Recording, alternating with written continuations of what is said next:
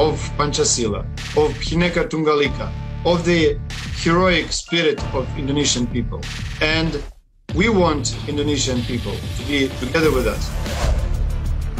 Nah, kondisi negara Ukraina yang kini sedang morat-marit semakin membuat mereka meningkatkan kemampuan diplomatisnya, bos, untuk meminta pertolongan kepada negara-negara asing.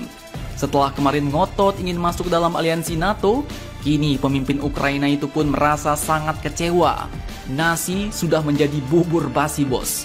Pak Volodymyr Zelensky pun merasa bahwa negaranya kini dibiarkan sendiri untuk memerangi Rusia setelah Kremlin melancarkan invasi secara besar-besaran. Namun ternyata Ukraina pun tak menyerah sampai di situ saja, bos. Usaha diplomatis pun terus dilancarkan demi menyelamatkan Ukraina dari kehancuran.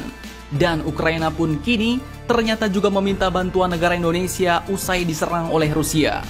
Dikutip dari beberapa sumber berita berikut, Duta Besar Ukraina pun kini meminta bantuan bangsa Indonesia untuk berdiri bersama Ukraina untuk bersuara lantang melawan invasi militer Rusia ke wilayahnya.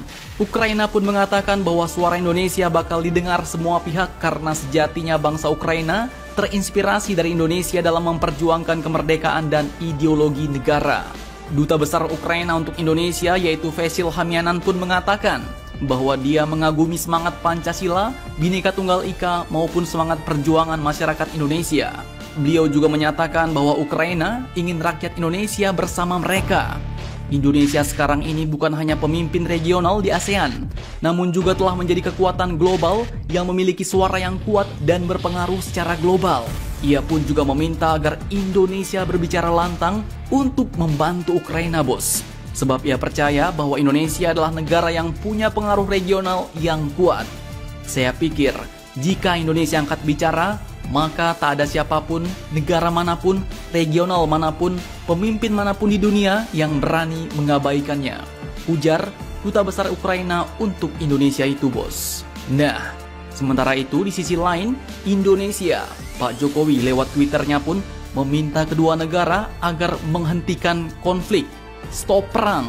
Pak Jokowi pun mengatakan bahwa peperangan hanya menimbulkan kerugian bagi dunia, termasuk menyengsarakan umat manusia. Nah, apakah Indonesia akan turun lebih dalam lagi untuk menghentikan peperangan ini? Dan jika Ukraina meminta bantuan tentara, apakah kalian setuju untuk mengirimkannya? Silahkan kalian cocor-bacor di kolom komentar. Akhir kata seperti biasa admin ucapkan, tetaplah kalian barbar dan jangan santuy terus. Demi Indonesia maju, salam Indomax, Indo make sense.